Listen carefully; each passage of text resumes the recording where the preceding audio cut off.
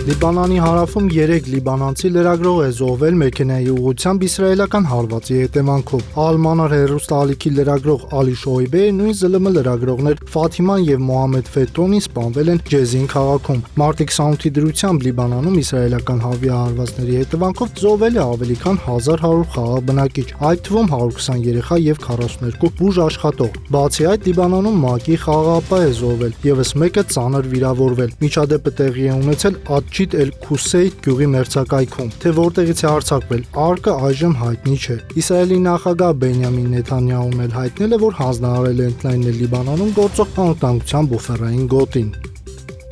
Անօդաչու թռչող սարք է թռել Թրամփի ինքնաթիռի մոտ եւ օդանավակայանում թռիչքները դադարեցվել են, գրում է CBS 12-ը։ Սպիտակ տան մամուլի ծառայության թղթակիցը նշել է, որ ԱՄՆ նախագահի ինքնաթիռը դեռ չէր օդ բարձրացել եւ Թրամփն այդ պահին գտնվում էր գոլֆի ակումբում։ Մադուրոն երկար ժամանակ անց առաջին անգամ հրապարակել է ուղերձ։ ԱՄՆ-ի կալանքի տակ գտնվող Վենեսուելայի նախագահ Նիկոլաս Մադուրոն եւ նրա կինը Սիլիա Ֆլորես առաջին անգամ դիմել են վենեսուելացիներին եւ շնորհակալություն հայտնել նրանց աջակցության համար։ Նրանց հայտարարությունը հրապարակվել է Մադուրոյի X-ի էջում։ Ամուսինները հայրենակիցներին կոչ են արել աշխատել երկրում խաղաղության պահպանման ուղղությամբ, ամրապնդել ազգային միասնությունը, ձգտել հաշտեցման եւ միավորման։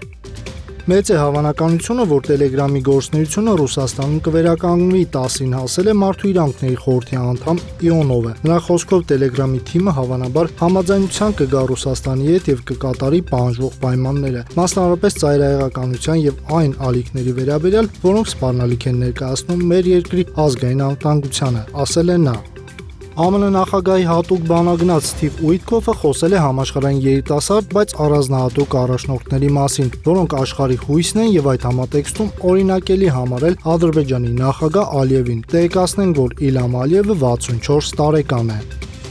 Բրազիլական Սան Պաուլոյում անհաջող կողոպուտի տեսանյութը վիրուսային է դարձել սոցցանցերում, վարորդը կանխել է մոտոցիկլավարների կողմից զինված կողոպուտի փորձը, կրակ բացելով ինքնապաշտպանության համար։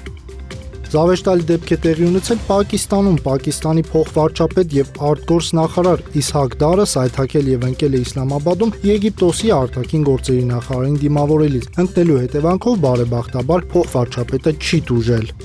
Ամերիկայի բանկը համաձայնել է $72.5 միլիոն վճարել Ջեֆրի Էփշտեյնի սեռական շահագործման նպատակով մարդկանց թրաֆիքինգից տուժածներին։ Հայցում նշվում է, որ երկրի երկրորդ խոշորագույն բանկը բանկային ծառայություններ է մատուցել Էփշտեյնին եւ նրա սեռական թրաֆիքինգի ցանցին, ինչպես նաեւ տրամադրել է հաշիվներ, որոնցից օգտվել են տուժածներն ու հանցակիցները։